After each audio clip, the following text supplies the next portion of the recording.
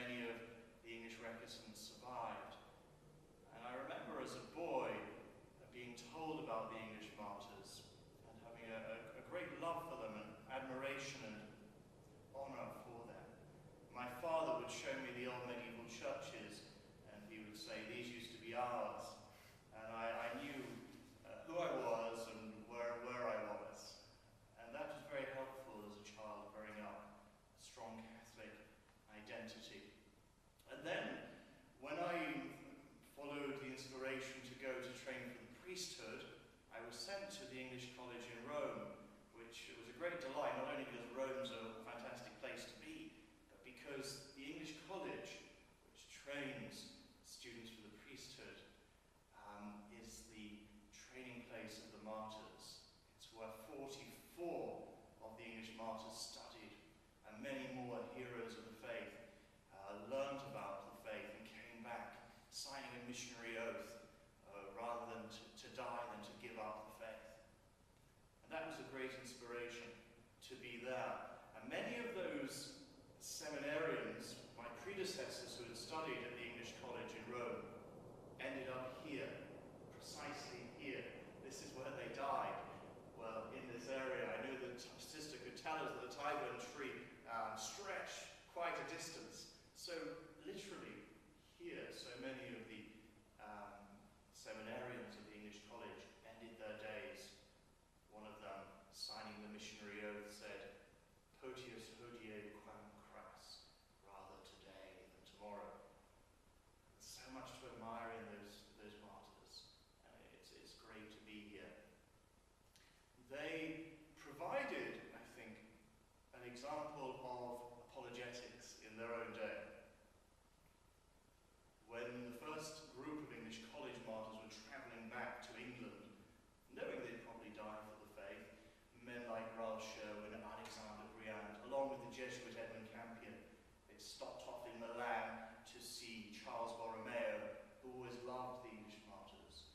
And they stopped off in Geneva as well, very bravely, not keeping a low profile, knocking on the door of the Calvinist church and speaking to Beza, who was Calvin's successor, and asking to dispute with him. This is an atmosphere in which people were executed for their faith. So it's amazing that they had the boldness just to go up to Beza's door and knock on there and say, "We want to have a disputation about religion," because they were convinced of the truth of their faith, not just as a feeling, but that it was demonstrable, that it was true. And they thought they could convince Calvin's successor. We're told in the account that he came down in his nightgown and he spoke to them for hours in a very friendly fashion. And I think that shows a great credit to him. He was impressed with their zeal. They weren't like the monsters that he'd been told of in the Catholic priesthood. He appreciated their knowledge of Scripture.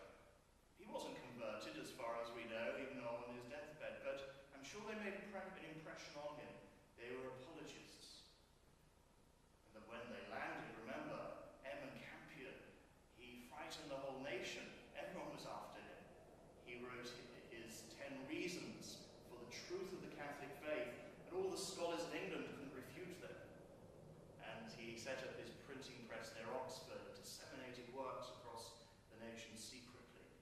Remember his brag, "The expenses reckoned, the enterprise has begun. It is of God, it cannot be withstood.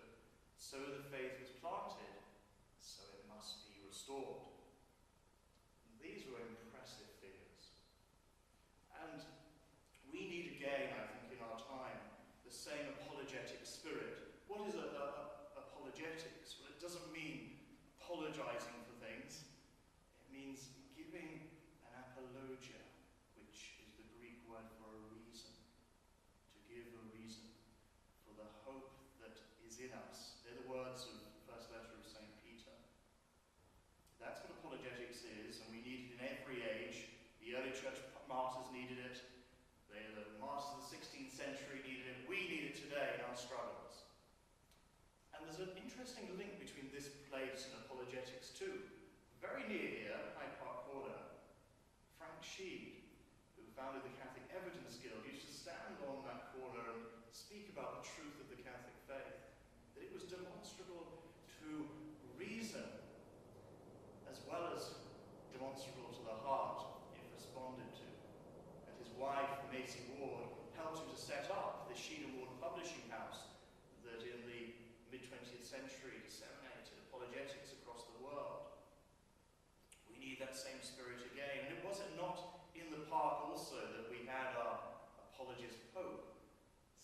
about the importance of faith today. Faith and reason that go together. I don't know if many of you were at that event, but it was an incredible moment for the faith in this country. And I was there thinking about the link between Tyburn and the Holy Father. I wonder what the martyrs in heaven thought. Apologies. I have a very prized possession. It's my favourite of all possessions.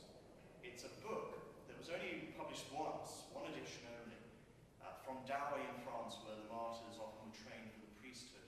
And it was by a Benedictine called Jerome Porter.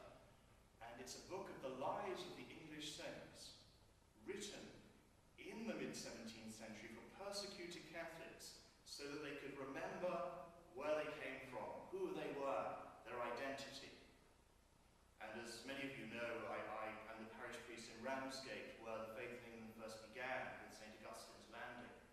So I immediately looked in this book, when a kind priest gave it to me, to the section on St. Augustine's life.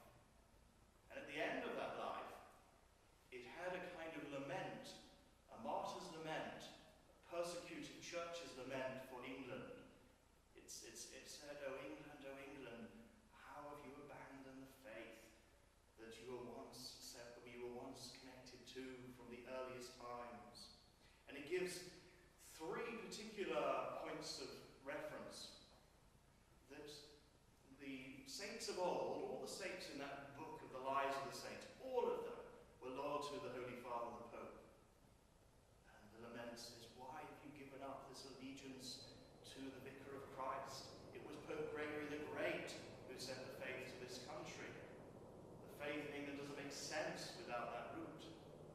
And then the second point of reference, it talks about the Mass and laments, you who celebrated this worship for 1,000 years, a century after century, now you say it is an abomination, superstition. Return to the gift of the Mass. And the third point of reference is the Blessed Virgin Mary. And the lament is, this is her dowry. You honoured her as queen, and now you've turned away from her. It's interesting that they were the 3 points in which all the martyrs agreed, in which they were all passionate, the 3 key points for which they died. And I think clearly one can show through history, and this appeals to reason, it's a kind of apologetics, that these 3 great pillars were the foundation of faith in this land from the beginning, from that first mission of Gregory the Great. And even before, if you go back to the early British saints. Apologetics. But not only apologetics. I think there's a wonderful scene in Thomas More's life that's put into the famous play and then film Man for All Seasons. You can see Thomas More over there on the wall speaking to Meg. And in the play, these words are put on his lips when she remonstrates with him and says he's a Catholic, but he's gone as far as he could be reasonably asked to go. But he says, dear Meg, in the end, it's not a matter of reason, it's a matter of love. The martyrs didn't have to give their lives. For the most part, they could have looked after the faith quietly, secretly, but it's because they believed in the salvation of souls, because they wanted to share their faith, because they wanted to help others to receive the sacraments. They risked everything. Fools for Christ's sake. That is the message of the gospel, isn't it? Interestingly, one of the martyrs is called John Nutter. I think it's an appropriate name. 430 years to be precise. Last Sunday he died here at Tyburn. John Nutter. He was a great scholar in Cambridge. He had it all before him, a great life of teaching, of study, of writing books, boring tomes. And he became convinced of the Catholic faith and knew he was called to be a priest. So he went off to Reims, where he studied for the priesthood. He had all the reasons, all the apologetics. It was ready to go. And then as he was about to land in Sussex, not dressed as a priest, of course, he was in disguise, there was a terrible storm, and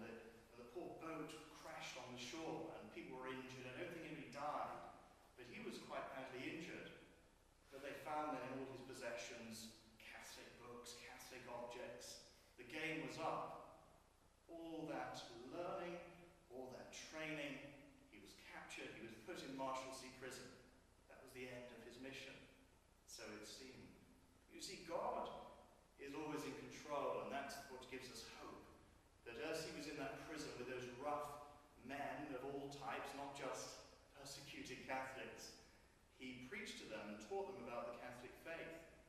And he made such an impression with his eloquence that every prisoner in the prison wanted to become Catholic by the time his own execution came, bar one, who, when he heard of the story of his death here, was also converted. So God had his mission for John Nutter. And I think this should give us hope, because we face difficult times, challenging times, and often it seems that we're losing the battle. But everything can be turned around again. It's in God's hands. All he needs, all he asks for, is our fidelity. And that is key. There's been an ebb and flow in faith in this country at several points in history. The more recent one, of course, was with the Second Spring, when the faith again rose from the life of the Recusons to a living church of 5 million people. We still just about have that church today. But things can revive again, even if we feel persecuted and weak. I'll leave you with the words of Cardinal Newman as he reflected on that last Second Spring. But I'd like you to apply what he says to the present time.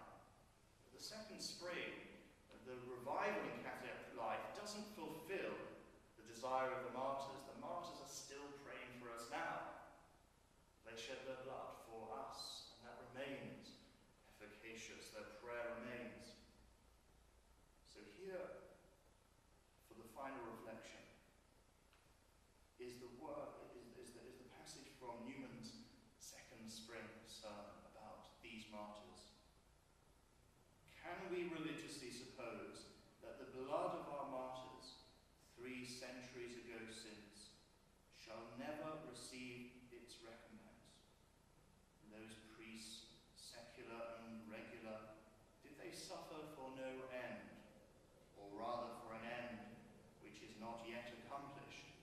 The long imprisonment, the fetid dungeon, the weary suspense, the tyrannous trial, the barbarous sentence, the savage execution, the rack, the gibbet, the knife, the cauldron, the numberless tortures of those holy martyrs.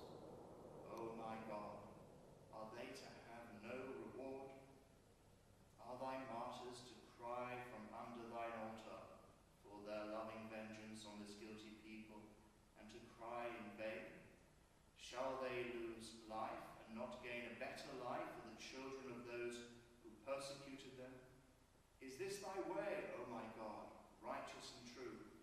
Is it according to thy promise, O King of saints, if I may dare talk to thee of justice? Did not thou thyself pray for thine enemies upon the cross, and convert them? Did not thy first martyr win thy great apostle, then a persecutor by his loving prayer? And in that day of trial and desolation for England, when hearts were pierced through and through with Mary's woe, at the crucifixion of thy body mystical, was not every tear that flowed, and every drop of blood that was shed, the seeds of a future harvest, when they who sowed in sorrow